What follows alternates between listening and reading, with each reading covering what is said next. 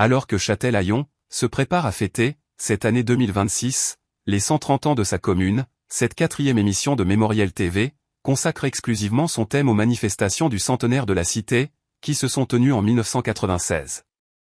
Première séquence de ce thème, la reconstitution du premier conseil municipal, qui concrétise l'indépendance acquise par Châtelaillon, désormais détaché de la commune voisine d'Angoulins. Deuxième séquence. La reconstitution de l'école publique du début du XXe siècle, lors de ces fêtes du centenaire.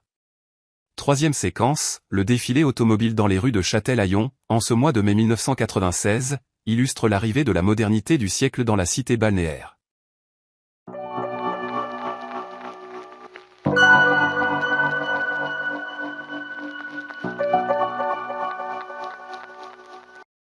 L'année 1995 voit la fièvre monter à Châtelaillon. On y prépare le centenaire de la cité en 1996. Il s'agit donc de donner à cet anniversaire tout le faste mérité. 6 mois avant la tenue des fêtes du centenaire, une gazette locale est créée, pour rassembler les informations sur les préparatifs de la manifestation. La commune décide de faire revivre, pendant 3 jours, le début du XXe siècle à Châtelaillon, de transporter les habitants et les visiteurs au quotidien du début du XXe siècle. Il s'agit de mobiliser tous les habitants de Châtelaillon, pour mettre en œuvre les moyens matériels, qui donneront à cette reconstitution de la belle époque, une authenticité dans les moindres détails. La Gazette du Centenaire devient le lieu de cette concertation, où l'actualité des travaux en cours est relatée. Le programme du centenaire de Châtelaillon est ambitieux, arrivée du train à vapeur en gare, reconstitution d'une classe 1900, mariage réel en costume de la belle époque, jeux sur la plage et dans le parc, défilé de mode balnéaire de 1900 à nos jours, dîner-spectacle suivi d'un bal, corso fleuri, apéritif-concert, circuit lumière, concours d'élégance à l'hippodrome. Parmi les animations prévues lors du centenaire de Châtelaillon, en mai 1996, la réunion qui a lieu dans le hall de la mairie, le 26 mai 1996, prend l'aspect du premier conseil municipal du 24 janvier 1897. À cette occasion, il est composé des 12 plus anciens conseillers municipaux. Pour cette préparation du centenaire de Châtelaillon, la mise en scène devient comparable à celle d'un film à grand spectacle.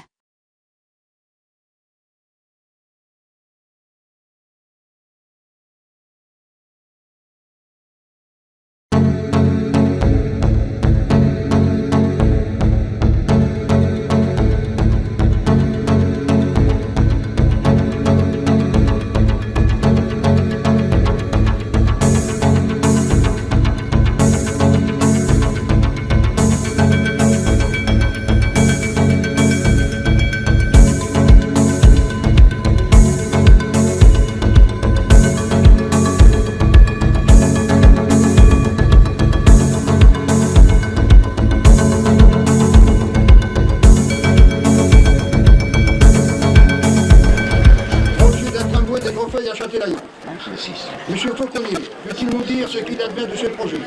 À l'initiative de la commune des Grands-Feuilles, je le rappelle. Monsieur Fauconnier. Ces derniers devraient veiller.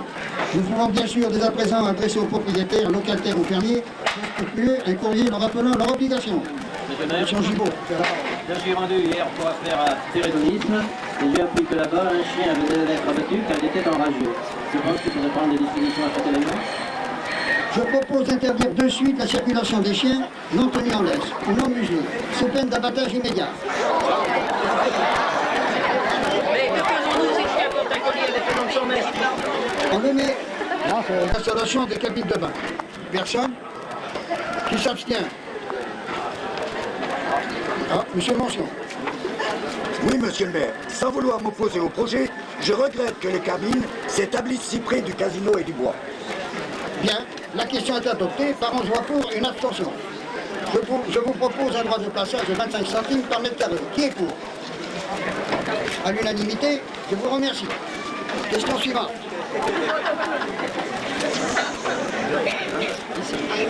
Cher que le tarif de 3e classe. Ne pourrions-nous pas le leur suggérer? Ce tarif exceptionnel serait limité par exemple à des allers-retours pour la journée seulement de La Rochelle ou de Rochefort.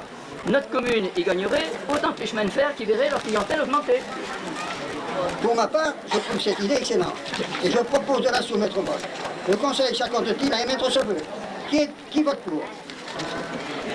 Accepté à l'unanimité. Monsieur Buisson. Il me semble que nous pourrions également... À l'unanimité, je vous remercie. Question suivante.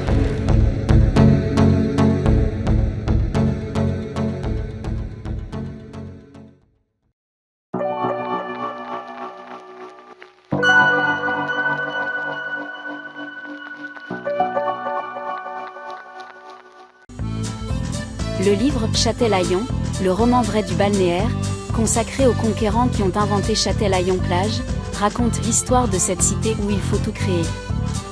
Cette histoire improbable symbolise la naissance d'une cité balnéaire, sur une terre vierge où il faut tout imaginer.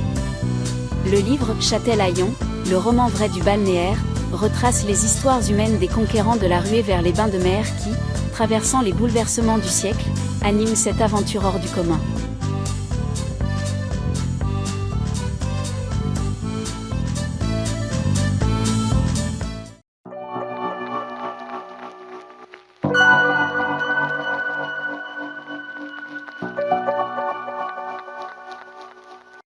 Dans la salle Pape Carpentier, qui abritait l'ancienne école au début du siècle derrière la mairie, espace désormais occupé par la médiathèque, une classe 1900, offre l'occasion aux jeunes de participer aux fêtes du centenaire.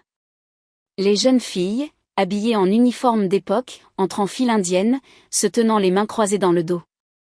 La discipline commence avant même l'entrée en cours. La maîtresse, à l'allure quelque peu sévère, reçoit un bouquet de fleurs.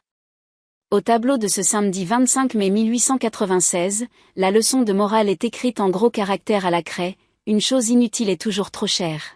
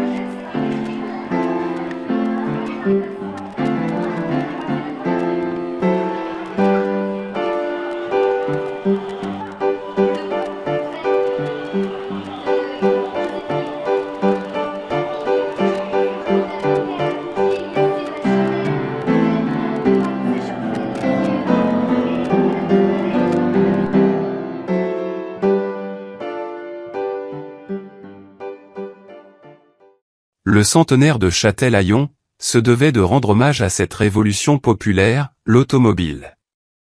La mobilisation est à la mesure des attentes.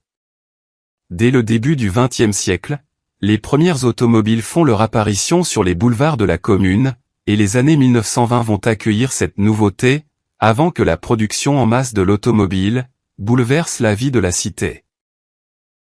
le défilé du centenaire offrira aux spectateurs quelques modèles précieux des collections automobiles, parmi lesquels, le camion de la haie des sapeurs de Jonzac, l'autopompe de Léa Farco des soldats du feu de Nieul-sur-Mer.